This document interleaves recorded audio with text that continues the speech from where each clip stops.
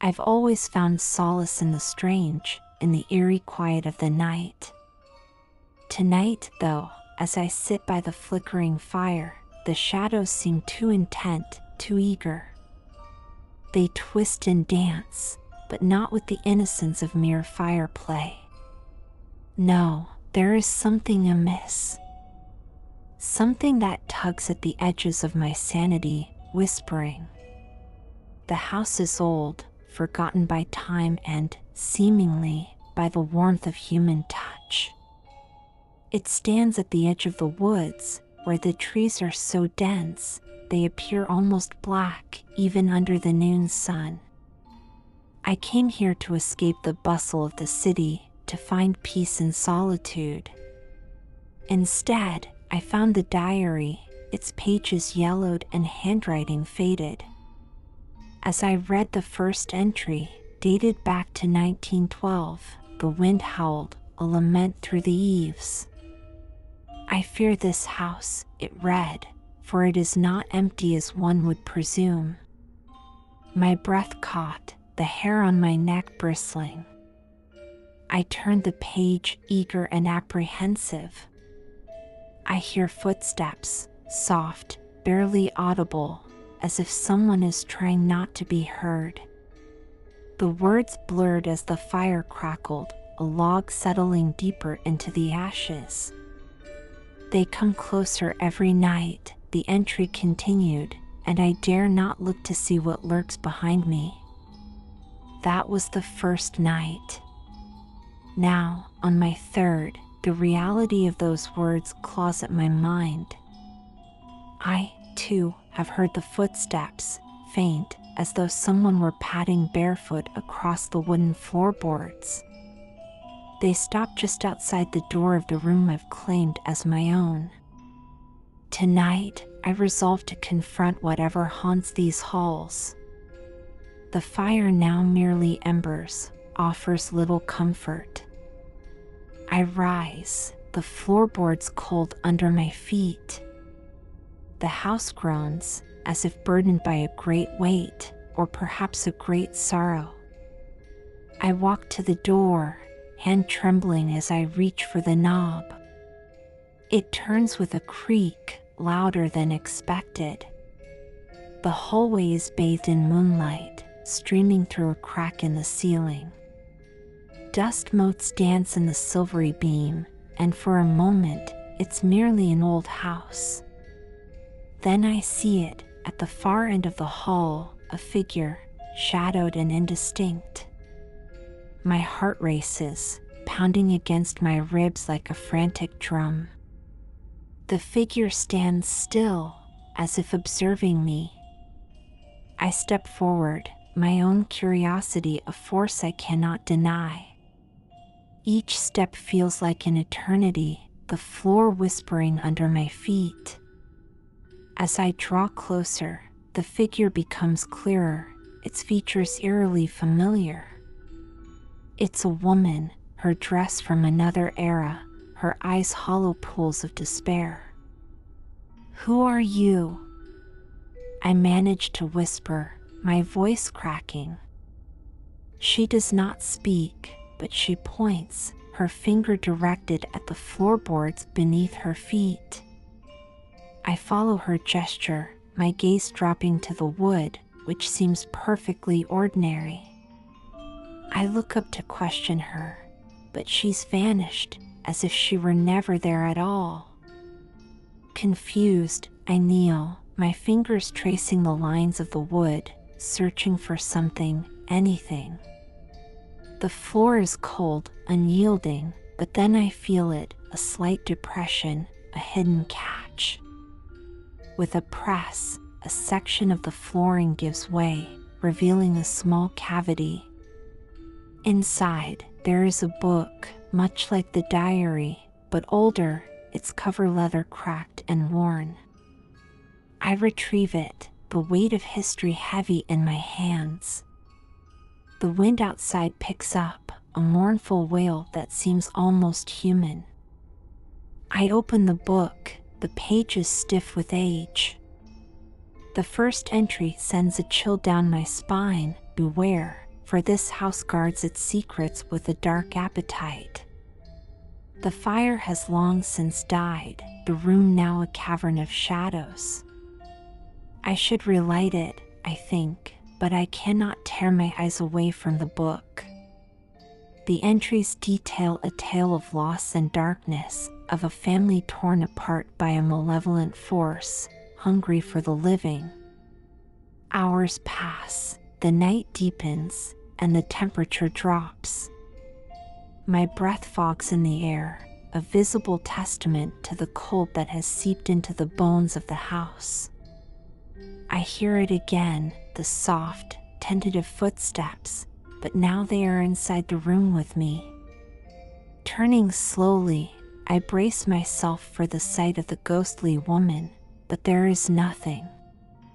Only the sense of being watched, of being not alone. My eyes scan the room, catching a flicker of movement in the reflection of the window. There, behind me, something shifts. I whirl around, my heart in my throat. The room is empty, but the air feels charged, heavy with expectation. The book falls from my trembling hands, its pages fluttering open to a page marked by a dried, crimson stain. It comes, the entry reads, cloaked in darkness, feeding on fear. The door slams shut, the sound echoing through the house like a gunshot. I am trapped, the weight of the unseen pressing down upon me. My only company, the whispers of the past, recorded in the pages scattered at my feet. They speak of horror, of a creature born from tragedy and sustained by sorrow. The shadows lengthen, creeping closer with a palpable malice. My breath catches, my body frozen in terror. I must continue, must know how to end this nightmare. But the book, it whispers of things no sane mind should endure. I steel myself, reaching for it, when suddenly, the house shakes, a low growl reverberating through the walls. And then, darkness swallows everything, leaving me with nothing but the sound of my own racing heartbeat and the cold whisper of the house, telling its ghastly tale. In the suffocating darkness, the only sound is the relentless, mocking creak of the house settling, or perhaps, shifting with intent. I scramble for the matches I know I placed on the mantelpiece, my fingers fumbling, desperate for a flicker of light in the suppressive blackness. Finally, my hand closes around the small cardboard box, and with shaking hands, I strike a match. The flame bursts forth, a small beacon in the sea of darkness, casting eerie shadows that dance along the walls. The room is as I left it, books strewn about, the leather-bound diary lying open on the floor. The flame illuminates the page, the words it comes stark against the aged paper. I can't shake the feeling that the words are more a prophecy than a mere diary entry. As I peer into the shadows, it feels as though every dark corner of the room is watching me, breathing along with me. I light a candle, the small flame casting a weak glow around the room. I need more light, I mutter to myself, the sound of my voice oddly comforting despite the tremor I can't quite control. Moving cautiously, I approach the window, peering out into the night.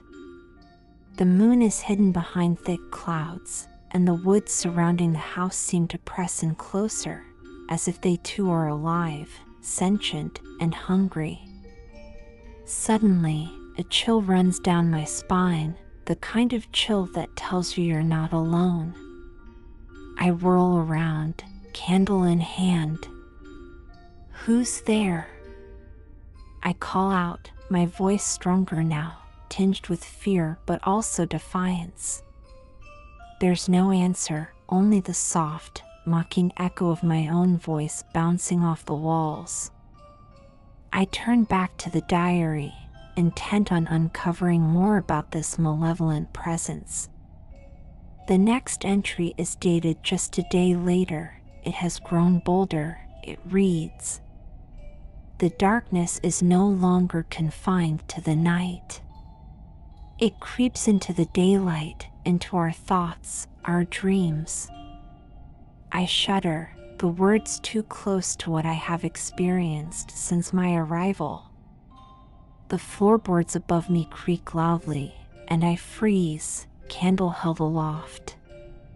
The sound is deliberate, paced, as if something or someone is walking with purpose. "Hello?" I venture again, my voice barely a whisper this time. There's no reply, just another creak, louder, closer. I make a decision then, to follow the sound, to confront this horror head-on. I climb the stairs slowly, each step groaning under my weight. The upper hallway is shrouded in darkness, the candle's light too weak to push the shadows away. The air is colder here, and I wrap my arms around myself, not just for warmth, but for comfort. The creaking has stopped, and the silence is almost worse, a suffocating blanket of quiet that amplifies every small sound, every breath I take. I reach the top of the stairs and pause, listening. Nothing. Then, to my right, a soft whisper of movement. I turn, slowly, candle extended like a shield. The master bedroom door is ajar, and as I push it open, the hinges groan in protest. The room is empty, at least of any living presence.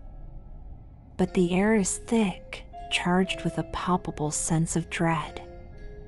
I step inside, my heart pounding in my chest. There, on the far wall, is a portrait, a woman, her features regal but twisted in an expression of terror. Her eyes seem to follow me as I move closer, and I can't shake the feeling that she knows what haunts this house, that she too was a victim of its malevolent grasp. As I study the portrait, the room grows colder, and I see my breath mist in the air. "Who are you?" I whisper to the woman in the painting. "What happened here?" As if in response, the candle flickers violently, and then, inexplicably, extinguishes, plunging me back into darkness. I stand frozen, the darkness complete, my heart racing. Then, just as suddenly, a faint glow illuminates the room. It's not the candle or any other source I can identify. It's coming from the portrait itself, the woman's eyes now glowing softly, a mournful green. "I'm here," a voice whispers, so close I can almost feel the breath on my ear.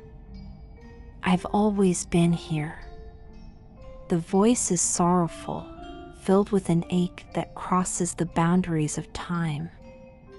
I reach out, my hand trembling, toward the portrait, the eyes seeming to beckon me closer, deeper into the mystery, into the horror. The air around me thickens, and the shadows in the corners of the room shift and whisper, taking form. I'm not alone, and as the apparitions emerge from the walls, the story of the house wraps around me, a tale too dark, too terrifying to bear alone. But bear it I must, for the night is long, and the darkness is full of voices, waiting to be heard. The whispers grow louder, a cacophony of voices, each vying for attention, each desperate to be heard.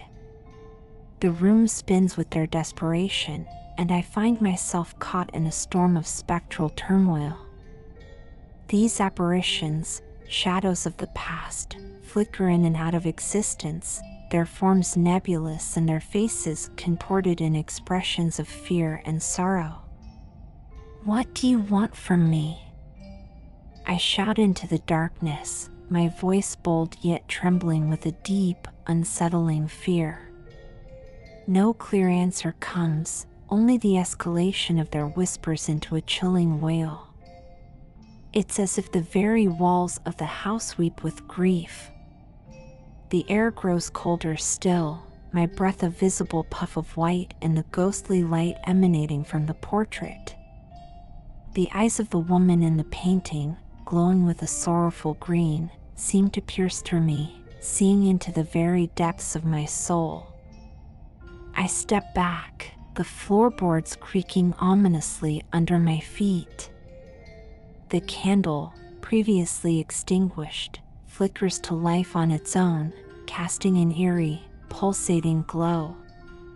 The light reveals more figures now, each clad in the garb of a bygone era, their faces pale and eyes hollow. "We are the lost," one apparition whispers, its voice a mere breath, yet it cuts through the din with terrifying clarity. "The lost," I echo, my mind racing to piece together the fragments of the haunting tale. The house, with its lingering spirits and dark history, holds them here, bound to the physical world by their unresolved tragedies. Why am I here? I ask, though I'm not sure I want to hear the answer. "You are the key," a new voice responds, older, authoritative, a stark contrast to the mournful whispers. I turn towards it, finding a figure more solid than the rest, an elderly man with a stern countenance, dressed in a Victorian suit, his eyes sharp and knowing. "The key to our release," he continues, his gaze locking with mine. "You must uncover the truth, reveal the secrets buried with us." The room shifts again, the shadows stretching and contracting as if breathing. The air is thick with anticipation, each spirit's gaze fixed upon me. I feel a weight upon my shoulders, an immense responsibility not just to uncover but to right the wrongs of the past. How?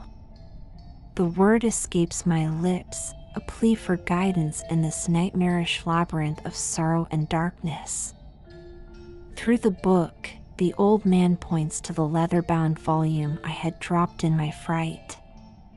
It lies open, its pages fluttering as if in a breeze that does not exist. "Read, understand, act." His command is firm, and I find myself drawn to the book once more, compelled by a force beyond my understanding. I pick it up, the pages cold and slightly damp under my fingertips. The text is dense, written in an elegant but faded script. It tells of rituals and rites, of bindings and banishings. My eyes widen as I read, the horror of realization dawning. This house, this cursed place, was not merely a home but a prison, created to contain something far darker, far more dangerous than I had imagined. "The heart," the old man's voice is urgent now. "You must find the heart of the house, the source of the power that binds us." He gestures to the floor, to a spot hidden from view by the faded rug. Below, in the darkness, it waits. But be warned, it will not let go easily. The other spirits murmur their assent, their voices a chilling chorus that fills the room. I feel their eyes on me, their hope mingling with their fear. What am I to face in the bowels of this haunted place? What darkness lies beneath, guarding its secrets with the ferocity of the damned? With trembling hands, I move the rug aside, revealing a trapdoor I hadn't noticed before. The latch is cold, unyielding at first, but with a forceful twist, it gives way, groaning like the cry of the house itself. As I pull it open, a rush of cold air meets me, carrying with it the musty scent of decay and the faint, almost imperceptible hint of brimstone. I look back at the gathering of spirits, their forms blurry around the edges, as if they are already fading. "Go," the old man says, his voice softer now. "Find the heart. Release us." With a deep breath, I descend into the darkness, the candle in my hand the only light in this new, profound blackness. The staircase creaks under my weight, each step echoing ominously. The air grows colder, heavier, as if trying to push me back. But I continue, driven by the need to uncover the truth, to end this nightmare. The staircase ends abruptly, opening into a vast cellar. The walls are lined with ancient runes, their meanings obscure yet unmistakably ominous. In the center of the room, shrouded in shadows, stands an altar, and upon it, an object that pulses with a dark energy. My heart races, pounding against my ribs like a frantic drum. The darkness in the room seems to pulse in time with my heartbeat, the shadows drawing closer, forming shapes and figures that are not quite human. The air is charged, electric, as if the house itself is alive, aware, and very, very hungry. And as I step closer to the altar, the candle flickering wildly in my trembling hand, I realize the true horror of my situation. The heart of the house is not just a source of power, it is a living, breathing entity, and it knows I am here.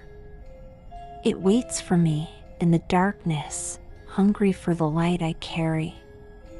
The shadows twist and turn, forming a dark miasma that inches closer, whispering promises of despair and torment. But I cannot turn back now. I must face whatever lies ahead, for the sake of the lost souls depending on me, for my own sake. The story continues, the darkness deepens, and the heart of the house beats louder, a sinister rhythm that echoes through the cellar, calling me closer, ever closer. As I step closer to the altar, the air thickens, a palpable dread settling like a cloak upon my shoulders. The candlelight casts long, ominous shadows that seem to stretch and reach for me, as if the darkness itself is alive and hungry. My heart pounds in my ears, a relentless drumming that mirrors the deep, rhythmic thumping emanating from the altar. It's not just an object, it's a heartbeat, the heartbeat of the house itself. The closer I get, the more intense the pulsing becomes, until it feels as if the room itself is breathing in sync with the dark heart. The runes on the walls begin to glow faintly, a sickly green light that illuminates the room with an otherworldly radiance.